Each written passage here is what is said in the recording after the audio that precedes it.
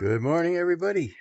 Well, we're on the road with our new trailer, and yesterday was an experience, to say the least.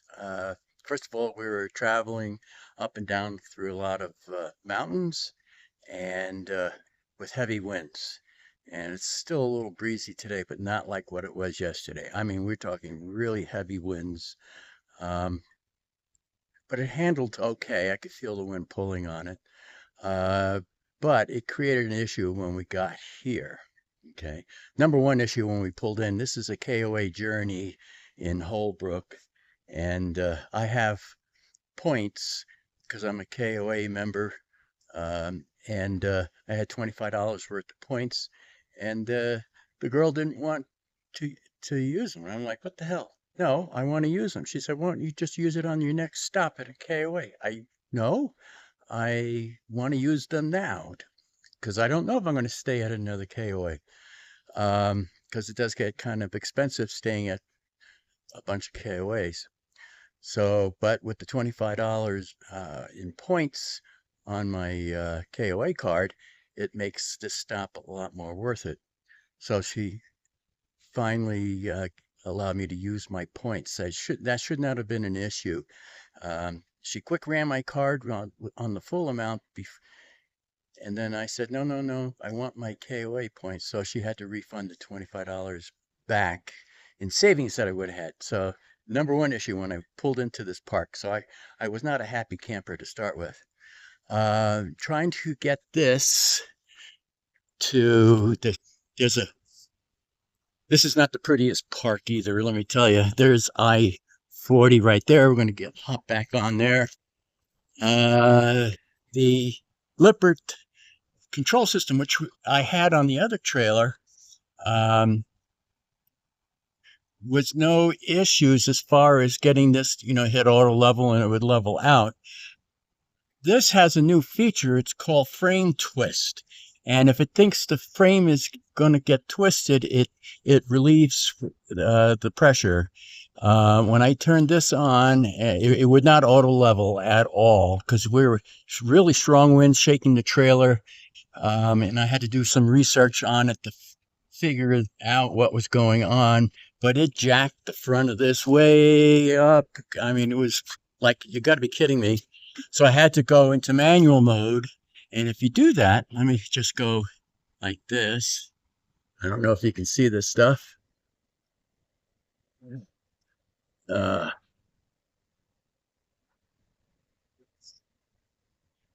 Manual level, you hit enter, and then it displays numbers in degrees. Right now it's pretty level and stable. Yesterday, these numbers were drifting all over the place. All right, the cement truck just left. Oh, man. So anyway, these numbers were varying all over the place, and then I was trying to manually level it, and I couldn't go by these numbers at all. I had to put a level in the trailer and kept working it that way manually.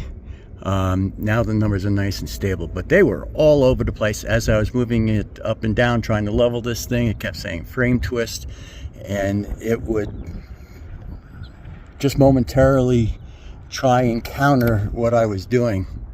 So I was like, oh man, there's something wrong with this leveling system. So doing a little research this morning, found out that with strong winds can cause that problem. And so now everything is working okay. I was going, man. I was thinking, oh man, we got problems already. We do have problems already, and I will go into that in another video.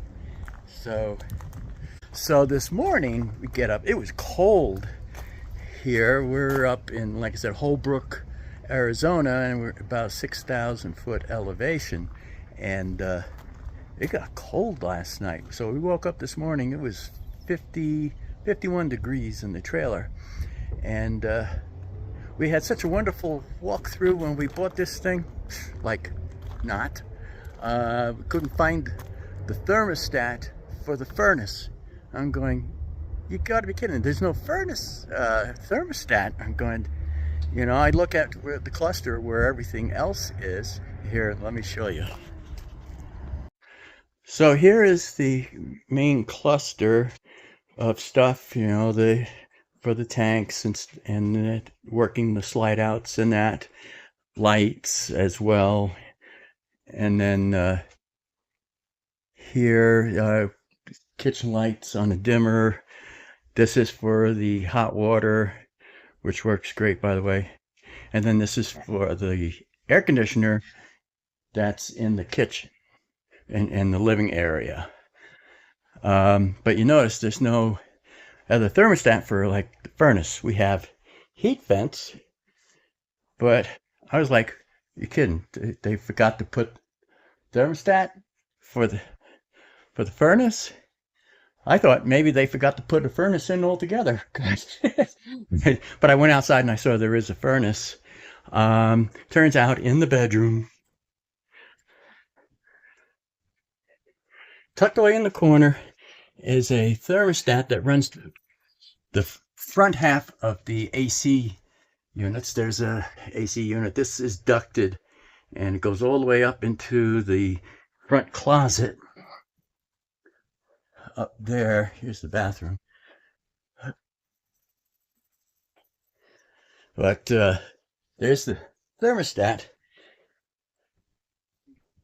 So I said this is the only thing that I haven't checked. And if you hit the mode button, you cycle. I got to turn it on, press and hold. F is for furnace. Cycle through. Control the fan. Dry is like a dehumidifier. And then cool for air conditioner. And then we go back to heat.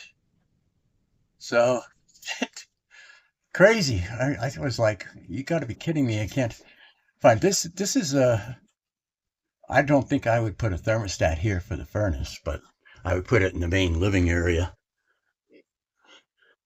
So that was the excitement for this morning.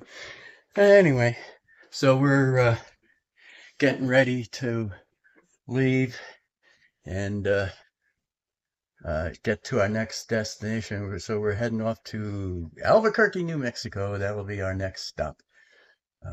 Hopefully we won't hit the heavy winds.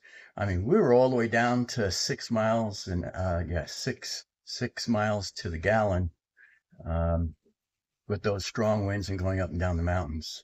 So, and I'm a little leery of pulling this whole rig into a gas station because it's way longer. So when we got in last night, I unhitched and then we went and filled the truck up. So we're ready to roll. Eventually, we're going to have to pull into a gas station with the whole rig set up.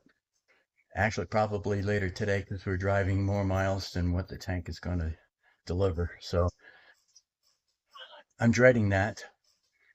Gas stations are kind of tight, so, but we'll figure it out. So All right, on our way we'll to catch you on the next stop. we going down I-40, we came across an accident. It really backed up traffic for quite a ways. We were about a 20-minute delay. I guess that's not too bad. We finally got up here. They had this closed down to one lane. It looks like there was an accident involving a tractor trailer. This is something that we're starting to see more and more on the highways as we travel around the country. So this is just a reminder to everybody who's traveling around in their RVs, just be real aware of what's going on the road, especially when you're around tractor trailers. You just never know what can happen. So stay safe, and I will see you at the next video.